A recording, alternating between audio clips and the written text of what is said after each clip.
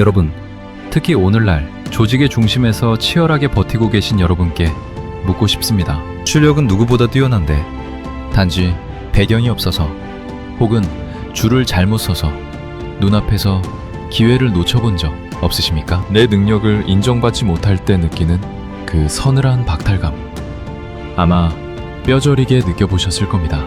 오늘 우리가 만나볼 인물은 그 박탈감의 끝판왕이자 조선 역사상 가장 지독하게 그 벽을 부수고 올라갔던 남자입니다. 유자광. 사람들은 그를 간신의 대명사라 부르며 손가락질합니다. 하지만 그가 왜 그토록 잔인해져야 했는지, 그가 마주했던 세상의 벽이 얼마나 높았는지 그 이면을 들여다본 사람은 많지 않습니다. 때는 15세기 조선. 엄격한 성리학의 질서가 뿌리내리던 시기입니다. 유자광의 아버지는 경주 부윤을 지낸 명문가 중의 명문가 유규였습니다. 아버지는 대관원이고 집안은 번듯한데 유자광에겐 치명적인 결함이 하나 있었습니다. 바로 그의 어머니가 천민종이었다는 사실입니다. 조선시대에 이런 신분을 가리켜 얼자라고 불렀습니다. 양반의 처백에서 태어난 서자보다도 한 등급 아래 사람 대접을 받기 힘든 천출이었습니다. 아버지를 아버지라 부르지 못하는 것은 예사였고 집안의 귀한 자식들 사이에서 유자광은 언제나 그림자 같은 존재였습니다. 유자광은 어려서부터 영특하기로 소문이 자자했습니다. 남들이 하나를 배우면 열을 깨우쳤고 무예에도 소질이 있어 호랑이 같은 기운을 가졌다는 소리를 들었습니다. 하지만 세상은 그의 천재성을 반기지 않았습니다. 그가 과거 시험장에 들어가려 하면 주변 사대부들은 그를 향해 침을 뱉었습니다. 종의 자식이 감히 어디서 성현의 도를 논하느냐는 멸시가 빗발쳤습니다. 여러분, 한번 상상해 보십시오. 내 머릿속엔 천하를 다스릴 계책이 가득한데 세상은 내가 태어난 피의 색깔만 보고 나를 쓰레기 취급합니다. 유자광의 가슴속엔 그때부터 시퍼런 칼날이 자라나기 시작했을 겁니다. 나를 비웃는 저 고고한 사대부들, 그들의 목을 밟고 서지 못한다면 이 생은 죽은 것이나 다름없다. 유자광은 결심합니다. 과거가 안 된다면 몸이라도 바쳐서 왕의 곁으로 가겠다고 말이죠. 그가 선택한 길은 갑사자시였습니다. 오늘날로 치면 하사관 정도의 직업군인입니다. 명문가 자제가 가기엔 너무나 비천한 자리였지만 유자광에겐 그곳이 경복궁 밤장을 넘어 왕에게 닿을 수 있는 유일한 통로였습니다. 유자광은 궁궐의 어두운 밤을 지키며 창을 고쳐 잡았습니다. 남들이 졸고 있을 때 그는 왕이 지나는 길목을 분석했고 왕이 무엇을 고민하는지 귀를 기울였습니다. 당시 왕은 바로 수양대군 세조였습니다. 피해 찬탈을 통해 왕위에 오른 세조는 정통성에 대한 컴플렉스가 있었고 자신을 지지해줄 강력한 실력자를 갈구하고 있었습니다. 유자광은 본능적으로 느꼈습니다. 저 왕은 명분보다 실력을 원한다. 내가 저 왕의 사냥개가 된다면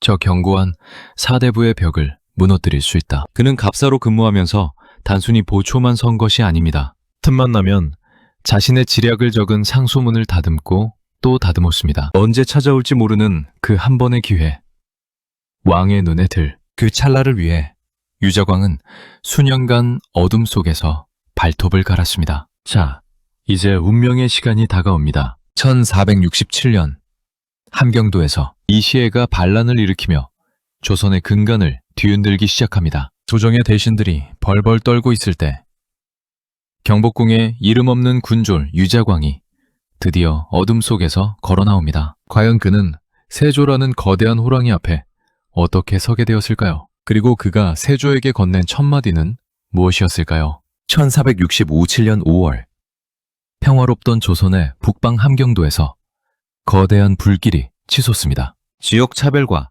중앙정부의 간섭에 분노한 호족 이시애가 반란을 일으킨 겁니다. 이시애의 난, 이것은 단순한 반란이 아니었습니다. 함경도의 맹장들과 여진족까지 가세한 이 군세 앞에 조정에서 보낸 토벌군은 추풍 낙엽처럼 쓰러져 나갔습니다. 한양의 궁궐은 공포에 휩싸였습니다. 이시애가 곧 한양으로 진격할 것이다 라는 흉흉한 소문이 돌았고 세조는 밤잠을 설쳤습니다. 바로 그때였습니다. 경복궁 담장을 지키던 말단 군졸, 우리가 앞서 만난 그 유자광이 죽음을 무릅쓰고 임금의 앞길을 막아섭니다. 전하, 비천한 갑사 유자광, 목숨을 걸고 아뢰옵니다. 저를 전쟁터로 보내주십시오. 제가 이 시에 목을 베어 전하의 발치에 바치겠나이다. 여러분, 한번 생각해 보십시오. 일개 병사가 감히 왕의 앞을 막아서서 장군들이나 할 법한 소리를 하고 있습니다. 평소 같으면 당장 목이 달아날 불경죄였겠죠. 하지만 세조는 어떤 인물입니까? 수양대군 시절부터 사람 보는 눈 하나는 귀신 같았던 인물입니다. 세조는 유자광의 눈에서 단순한 객기가 아닌 굶주린 늑대의 도끼를 읽어냅니다. 좋다.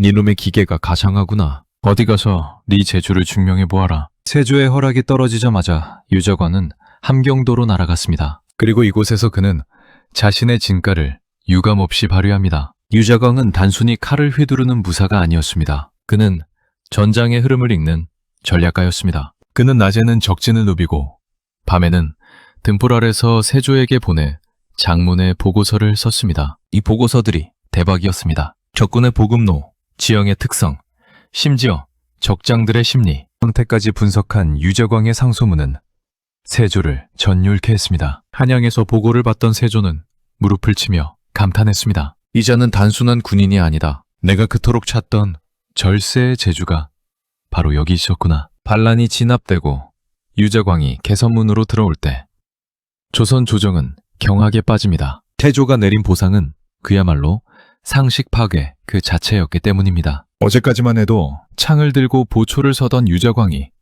하루아침에 병조 좌랑에 임명됩니다. 요즘으로 치면 국방부의 인사권을 쥔 핵심 보직입니다. 여기서 끝이 아니었습니다. 세조는 그를 자신을 호위하는 장군으로 삼고 정삼품 당상관의 자리에 앉힙니다. 압사에서 당상관까지 걸린 시간은 단 8개월. 대한민국 군 역사상 이변이 8개월 만에 장군이 된 꼴입니다. 조정의 고관 대작들은 난리가 났습니다. 전하, 유자광은 근본도 없는 얼자입니다. 이런 천추를 당상관에 앉히는 것은 망고에 없는 불상사입니다. 사대부들의 상소가 빗발치듯 쏟아졌습니다. 하지만 세조는 눈 하나 깜짝하지 않았습니다. 오히려 그들을 향해 불호령을 내립니다. 너희 사대부라는 놈들이 그토록 많아도 이 시에 하나 막지 못해 벌벌 떨지 않았느냐. 유자광은 몸을 던져 나라를 구했다. 나는 유자광 같은 인재를 10명만 더 얻고 싶을 뿐이다. 다시는 그의 출신을 입에 담지 마라. 왕의 절대적인 방어막 뒤에서 유자광은 드디어 신분이라는 지옥에서 탈출해 권력이라는 천국에 입성합니다. 하지만 여러분, 유자광은 영리했습니다. 그는 알았습니다. 왕의 청애가 깊어질수록 자신을 증오하는 사대부들의 칼날도 날카로워질 것이라는 사실을 말이죠. 저들은 결코 나를 동료로 인정하지 않을 것이다. 나를 지켜줄 것은 왕의 권위뿐이다. 유자광은 다짐합니다. 자신을 무시하는 저 기득권층을 무너뜨리기 위해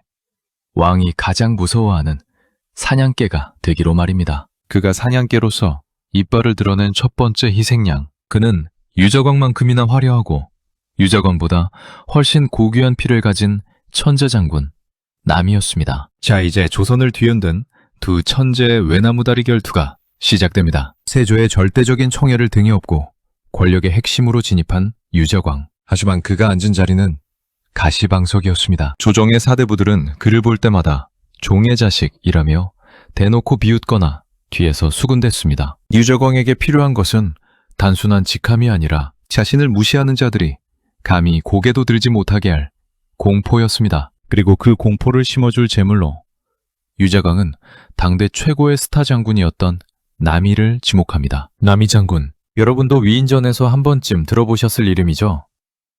그는 유자광과는 정반대의 삶을 살았습니다. 태종대왕의 외손자라는 화려한 로열 패밀리 출신의 이시의 난에서 유자광과 함께 공을 세운 전쟁 영웅이었습니다. 26이라는 젊은 나이에 지금의 국방부 장관인 병조판서에 올랐으니 그야말로 조선의 엄친아이자 금수저의 정점이었습니다. 하지만 남이에겐 치명적인 단점이 있었습니다. 바로 겸손함이 부족했다는 겁니다. 실력도 좋고 배경도 완벽하니 세상 무서울 게 없었죠. 하지만 유자광의 눈에 남이는 사냥하기 딱 좋은 먹잇감이었습니다. 유자광은 남이의 거침없는 성격과 말투가 언젠가 사달을 낼 것임을 본능적으로 직감했습니다. 기회는 생각보다 빨리 찾아왔습니다. 유자광을 아끼던 세조가 승하하고 그의 아들 예종이 즉위한 직후였습니다. 강력한 방어막이었던 세조가 사라지자 유자광은 위기감을 느꼈고 예종은 즉위 초 자신의 권위를 세워줄 충격적인 사건을 원하고 있었습니다. 유자광은 이 권력의 공백기를 놓치지 않았습니다. 어느 날 밤 남이 장군이 하늘을 보며 혼잣말을 내뱉습니다. 마침 밤하늘에는 꼬리가 긴 혜성이 나타나 불길한 빛을 내뿜고 있었습니다. 남이는 무심코 이렇게 말했습니다. 혜성이 나타난 것을 보니 묵은 것을 없애고 새 것이 나타날 징조인가 보구나. 이 문장이 어떻게 들리십니까? 당시 사람들에게 혜성은 불길한 징조였고 묵은 것을 없애고 새 것이 온다는 말은 계절이 바뀌듯 세상의 변화를 읊은 평범한 감상일 수 있었습니다. 하지만 유자광의 귀에 들어온 순간 이 말은 독이 묻은 화살이 되어 남이의 심장을 겨냥합니다. 유자광은 즉시 예종에게 달려가 고변합니다. 전하, 남이가 역모를 꾀하고 있습니다. 혜성을 보고 새로운 왕이 나타날 징조라며 군사를 일으키려 합니다. 예종은 경악했습니다. 평소 거침없던 남이를 내심 두려워하던 예종에게 유자광의 밀고는 남이를 제거할 완벽한 명분이 되었습니다. 결국 남이는 잡혀왔습니다. 유자광은 직접 추국장에 나섰습니다. 남이는 억울함을 호소했지만 조선의 역모죄는 증거보다 왕의 의지가 중요했습니다. 유자광은 남이가 쓴 시 구절 중 사나이 스무 살의 나라를 평정하지 못하면 나누러시 웨이핑고 이라는 대목에서 평정할 평핑자를 얻을 득더자로 교묘하게 비틀어 나라를 얻지 못하면 이라는 반역의 증거로 조작했다는 기록까지 전해집니다. 결국 26의 천재장군 남이는 거열형, 즉 사지가 찢기는 형벌을 받고 비참하게 생을 마감합니다. 남이의 가문은 몰락했고 유자광은 이 사건의 공로로 입대공신 1등에 오르며 조선 최고의 권력자로 부상합니다. 시청자 여러분, 유자광의 이 행동을 어떻게 보십니까? 단순히 질투 때문이었을까요? 아니면 생존을 위한 선제 타격이었을까요? 유자광은 이 사건을 통해 세상에 똑똑히 보여주었습니다. 나를 무시하는 자는 누구든 비록 그가 왕실의 친척이라 해도 사지가 찢길 수 있다는 공포를 말입니다. 하지만 피로 쌓은 권력은 더 큰 피를 부르는 법입니다. 유자광은 이제 사냥개를 넘어 조선의 지식인 계층인 살인파 전체를 상대로 하는 거대한 전쟁을 준비합니다. 유자광의 인생에서 가장 악명 높은 이름, 무오사화의 어두운 그림자가 서서히 드리우기 시작합니다. 과연 그는 어떻게 붓을 든 선비들을 칼로 제압했을까요? 그리고 그가 그토록 증오했던 살인들과의 전쟁에서 그는 어떤 비장의 카드를 꺼내들었을까요? 남이 장군을 제거하고 공심의 반열에 오른 유자광. 그는 이제 누구도 건드릴 수 없는 거물처럼 보였습니다. 하지만 권력의 지형은 또다시 변합니다. 성종이 즉위하면서 조선 정치판에는 살임실인이라 불리는 새로운 세력이 등장한 겁니다. 이들은 영남의 깊은 산골에서 성리학을 공부하며 도덕과 명분을 목숨처럼 아끼던 선비들이었습니다. 이 고고한 선비들에게 유자광은 어떤 존재였을까요? 그저 운 좋게 왕의 눈에 든 천출, 동료의 피를 빨아먹고 사는 간신일 뿐이었습니다. 성종은 왕권을 견제하기 위해 이들 살인파를 대거 등용했고 이때부터 유자광의 두 번째 지옥이 시작됩니다. 여러분, 가장 참기 힘든 게 무엇입니까?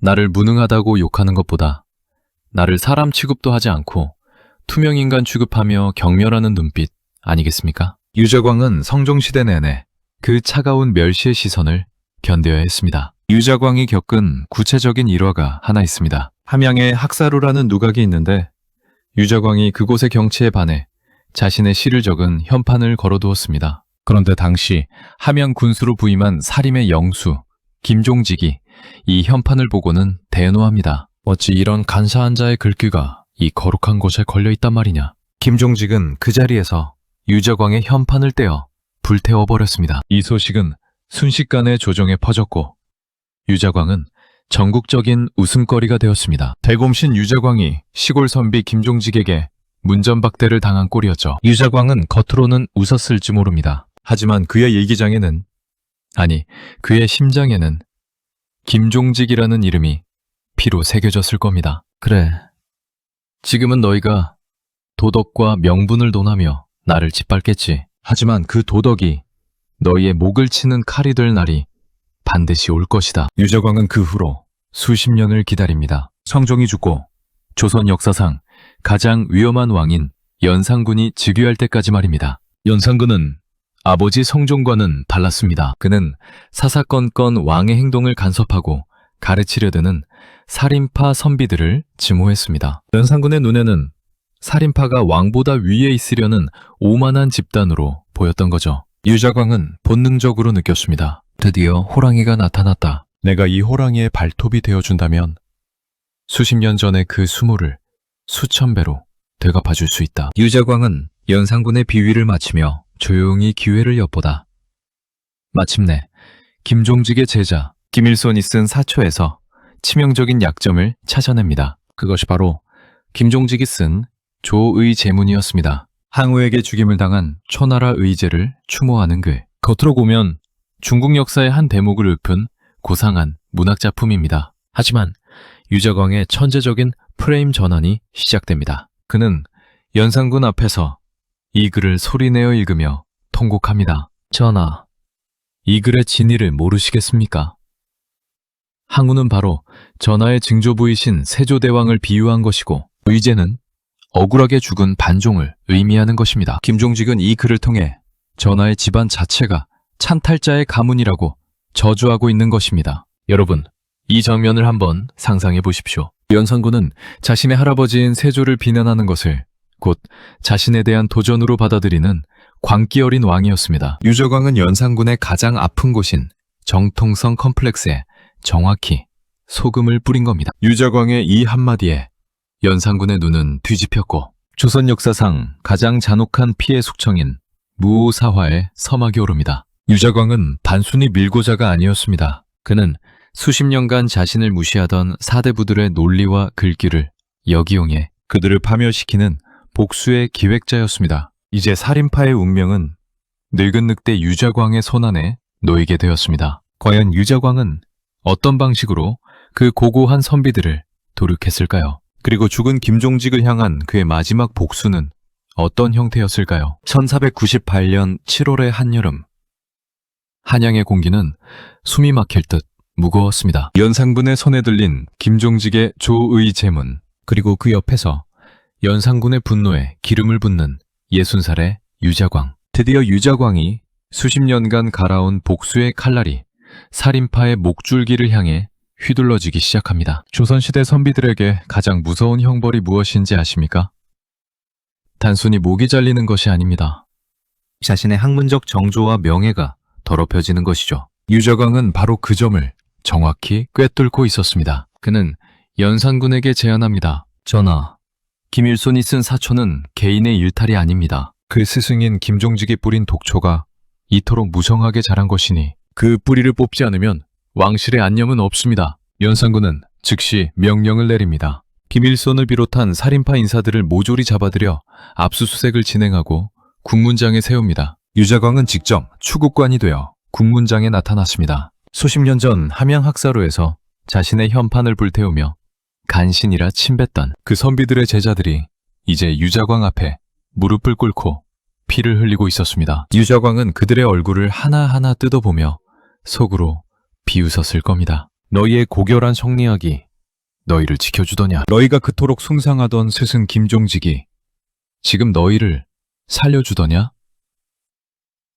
유자광의 추국은 잔인했습니다. 단순히 사실을 묻는 것이 아니라 문장의 자구 하나하나를 비틀어 역모의 증거로 둔갑시켰습니다. 하지만 유자광의 복수는 여기서 멈추지 않았습니다. 이 사화의 백미이자 가장 소름 끼치는 대목은 바로 이미 죽은 지 6년이나 된 그의 숙적 김종직을 향한 공격이었습니다. 유자광은 연산군을 부추겨 전대미문의 형벌을 집행합니다. 바로 부관참시 보관잔실입니다. 이미 무덤 속에서 흙이 되어가던 김종직의 관을 다시 꺼냈습니다. 그리고 차가운 땅바닥에 시신을 눕힌 뒤 왕의 명령에 따라 그 목을 베었습니다. 여러분, 상상해 보십시오. 이미 죽은 시신의 목을 다시 치는 그 광경을 말입니다. 이것은 유자광이 세상에 던지는 메시지였습니다. 나를 무시한 자는 죽어서도 편히 쉬지 못한다. 무덤 속에서도 내 칼날을 피할 수 없다는 잔혹한 선언이었죠. 김종직의 목이 잘려나가는 것을 보며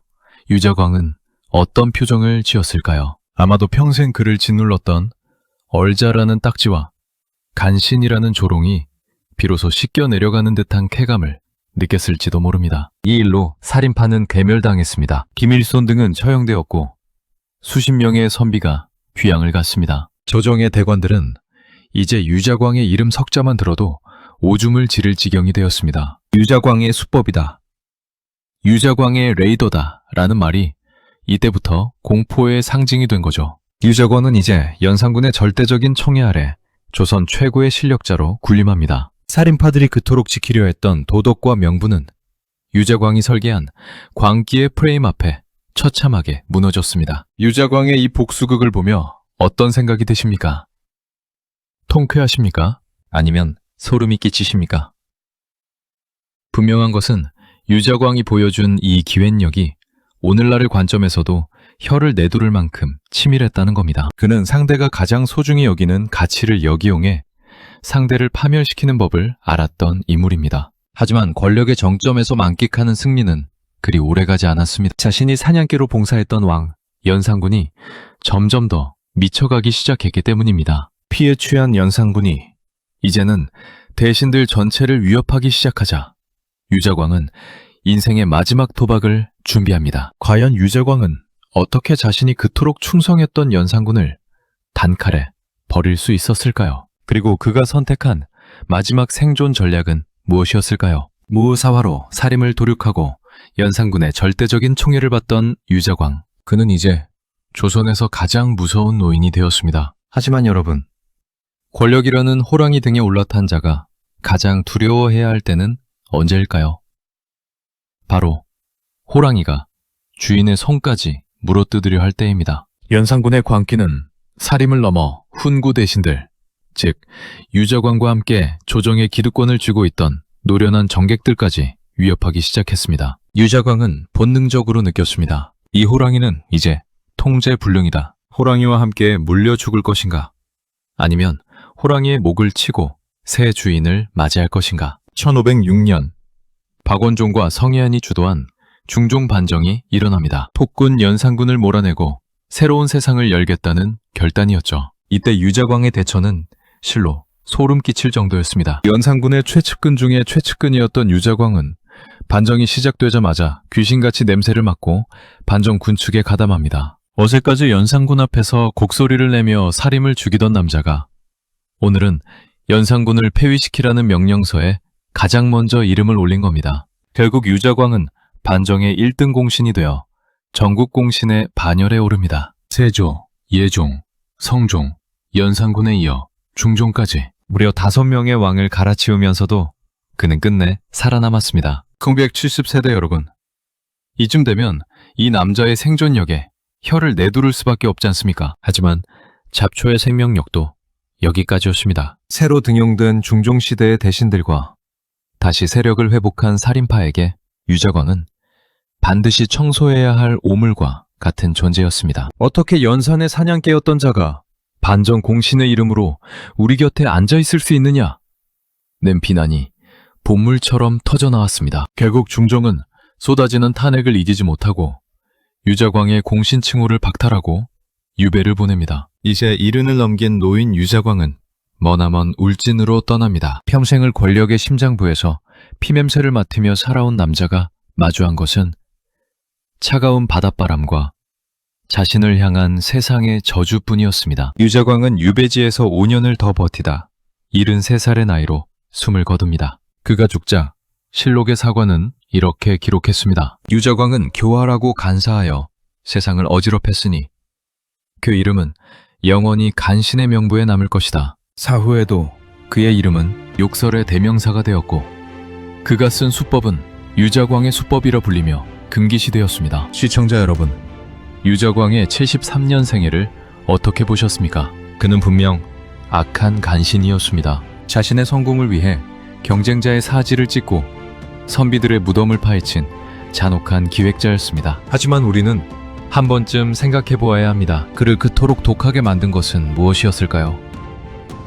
실력이 있어도 신분의 벽에 막혀 바닥을 기어야 했던 그 절망적인 시스템이 유자광이라는 괴물을 키워낸 것은 아닐까요? 만약 유자광이 정정당당하게 자신의 능력을 펼칠 수 있는 세상에 태어났다면 그는 조선을 부강하게 만들 천재 정치가가 되었을지도 모릅니다. 하지만 그는 생존을 선택했고 그 대가로 권력을 얻었으나 역사의 영원한 죄인이 되었습니다. 오늘날 우리도 치열한 무한 경쟁 속에서 살아갑니다. 누군가는 유자광처럼 수단과 방법을 가리지 않고 위로 올라가려 할 것이고 누군가는 그 벽 앞에 좌절할 것입니다. 유자광의 이야기는 우리에게 묻습니다. 당신은 살아남기 위해 어디까지 버릴 수 있는가?